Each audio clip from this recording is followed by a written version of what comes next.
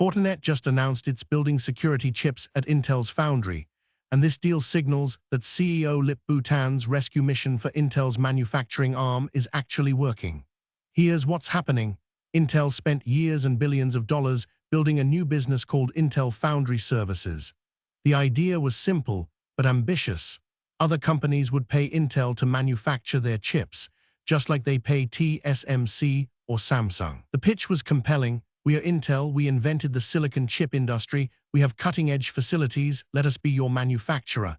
But here's the problem that emerged. Nobody took the bait. For nearly 2 years, nothing. No public customers, no announcements, no proof the Foundry model worked. Wall Street got nervous. Employees got nervous. Then came Lip-Bu Tan. He took over as CEO with a mandate to fix Intel, including the hemorrhaging Foundry business. His strategy, aggressive customer hunting. And now, for the first time, Intel can announce a real, named customer making a real commitment. Fortinet is one of the world's biggest cybersecurity companies. They're not some random startup. They are Fortune 500 level. They've chosen Intel's Foundry to manufacture specialized security chips. This is huge validation. But here's what makes this especially interesting. Intel's Foundry journey started with the right ambition, but wrong timing. Back in 2021, CEO Pat Gelsinger announced that Intel would become a foundry, a contract manufacturer for other chip companies. At the time, demand for chip manufacturing capacity was exploding. Apple, Qualcomm, AMD, all these companies were struggling to get their chips made because TSMC couldn't keep up with demand. The shortage was real. Prices were skyrocketing. Intel saw an opening. We have enormous fabrication plants. We have decades of manufacturing expertise. We can take this business. The vision made sense. Intel invested over $100 billion into foundry infrastructure. They built new fabs in Arizona, Ohio, and planned expansions in Europe. The government got excited and started subsidizing the effort. But here's where Intel hit a wall. Their manufacturing process fell behind TSMC's technologically. When you're asking companies to trust you with their most valuable chips, technological leadership matters more than anything else. TSMC doesn't just have capacity, they have the most advanced process nodes. They're at the bleeding edge of chip making. Meanwhile, Intel's roadmap kept slipping. They promised advanced nodes and delivered late. Customers who had already committed to TSMC got comfortable. They didn't want to move. Intel's Foundry kept burning cash with no revenue to show for it. That's the whole Lip-Bu Tan inherited. And this is where the real challenge begins. So who is Fortinet, and why would they trust Intel? Fortinet is a Fortune 500 cybersecurity company with over $3 billion in annual revenue. They make security appliances, specialized computers that protect other computers from cyber attacks. Think of a Fortinet device like a security guard standing at the door to your network, checking every packet of data trying to get in. To do that job effectively, they need specialized chips optimized for security processing. Custom silicon. Their own chips let them run security algorithms faster than generic computers, giving them a competitive edge over rivals like Palo Alto Networks and Cisco. Here's the thing.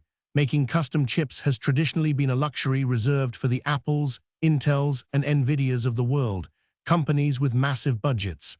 But chip manufacturing is getting more expensive, not cheaper. TSMC quotes are astronomical these days. Intel, desperate for customers and wanting to prove the foundry works, is offering aggressive terms. They are saying, bring us your designs, we'll manufacture them, and we'll make it affordable. Fortinet presumably looked at the economics and said yes. They also looked at Intel's latest processes and apparently decided they're good enough for security chips. This is the bet.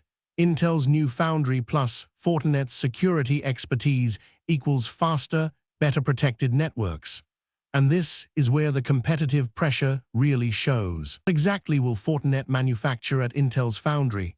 The answer, specialized security processors. Imagine a regular CPU like the processor in your laptop or phone. It's a generalist. It's designed to run spreadsheets, videos, emails, anything. A security chip is a specialist. It's laser-focused on one job: encrypting data, checking suspicious traffic, running threat detection algorithms, all at extreme speed. Fortinet's security appliances currently use CPUs from other companies, but they want to optimize further. Custom silicon would let them detect threats microseconds faster than competitors. In cybersecurity, speed matters. A microsecond advantage means stopping an attack before it spreads. So Intel's Foundry will manufacture these custom chips according to Fortinet's designs. Fortinet designs the chip, sends the design to Intel, Intel manufactures them, and then Fortinet integrates them into their security products. It's a straightforward relationship. What makes this meaningful is that it proves the model works. If Fortinet is willing to trust Intel with their chip designs and depend on Intel's manufacturing, other companies will watch. Maybe Qualcomm's security division, maybe Broadcom, maybe defense contractors who need secure chips. One deal opens doors to others. The fact that Fortinet went public with this announcement, allowing their name to be attached to Intel's Foundry, means they are confident enough to stake their reputation on it. And that's the signal that changes everything. Now let's talk about the real tension. How does Intel compare to TSMC and Samsung, the foundry giants? TSMC is absolutely dominant. They manufacture roughly 50% of the world's advanced semiconductor chips. Samsung is second, Intel's third, and everyone else trails far behind. TSMC's dominance comes from decades of expertise and relentless reinvestment. They've earned customer loyalty through perfect execution. If you're a company and you care about your chips being manufactured flawlessly, you go to TSMC. They're expensive, but they are the gold standard.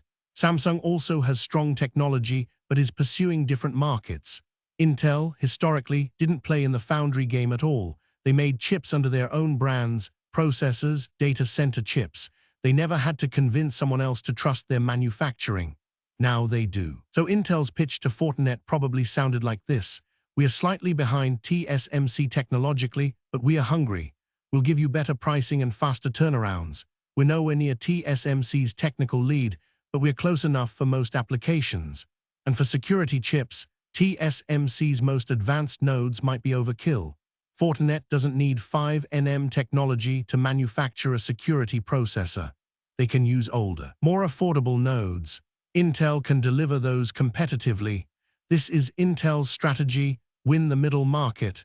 Not every chip needs to be at the cutting edge, but here's what worries Intel's skeptics. Bigger question: does this one Fortinet deal prove Intel's Foundry can succeed? Not quite yet. One customer is validation, but it's not a business.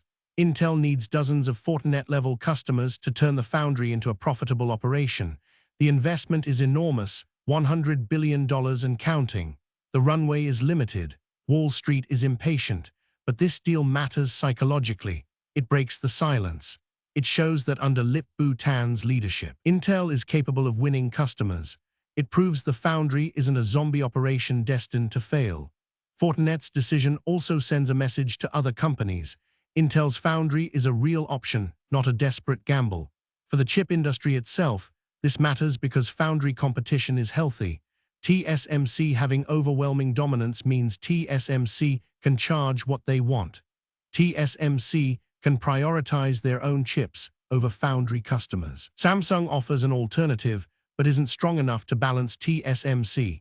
If Intel's Foundry becomes viable, if it wins more customers, it forces TSMC to compete on price and service. That's good for everyone except TSMC's profit margins. For Lip-Bu Tan personally, this is a win. He's been at Intel for just a few months and can point to a real customer announcement. It gives him credibility heading into tough decisions about Intel's future. Here's the thing though. So what should you watch for as this unfolds? First, watch for more Fortinet announcements. When the security chips launch, Fortinet will want to highlight Intel's role. If those chips deliver the speed and security benefits they promise, it's proof the partnership works. If Fortinet has to quietly disable the Intel-made chips and go back to competitors, it's a failure. Second, watch for other customer announcements. Lip-Bu Tan needs to show a pipeline of customers, not just one isolated deal. If 6 months pass with no new announcements, the Fortinet deal looks like a one-off. Third, watch Intel's financial reports. The Foundry business needs to reduce its losses every quarter. More customers means spreading those infrastructure costs across more revenue. Losses should decline. If they don't, Intel's Foundry is still in trouble. Fourth, pay attention to Intel's technology roadmap. They've promised advanced nodes. They need to deliver on time. If they keep slipping, they'll never catch TSMC. Fifth, watch the geopolitical dimension. The United States government is funding Intel's Foundry as a strategic asset to keep chip manufacturing in America. If that political support wavers, Intel's long-term outlook changes. Watch for policy changes and subsidies.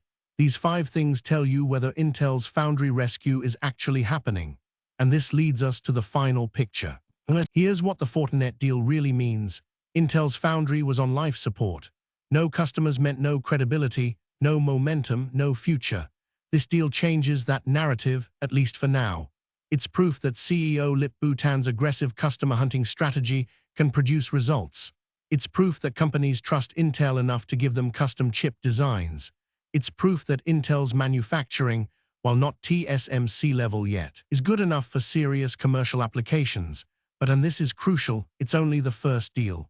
Intel needs to turn this into a steady stream of customers. They need to hit their technology roadmap targets. They need to reduce losses every quarter. They need to show that this foundry isn't a billion-dollar money pit, but a genuine business capable of profitability. Fortinet's commitment is a bet that Intel can deliver. Wall Street, Intel's employees, and the United States government are all watching the same thing. Can Intel build a viable foundry business, or will this be a temporary bump before the foundry ultimately fails? The next 12 months will be decisive. Fortinet's first chips, more customer announcements, technology milestones, these determine whether Intel's foundry lives or dies. Follow the story and you'll see where the chip industry's competitive future is heading. Stay curious about who signs up next. Follow for more daily AI news.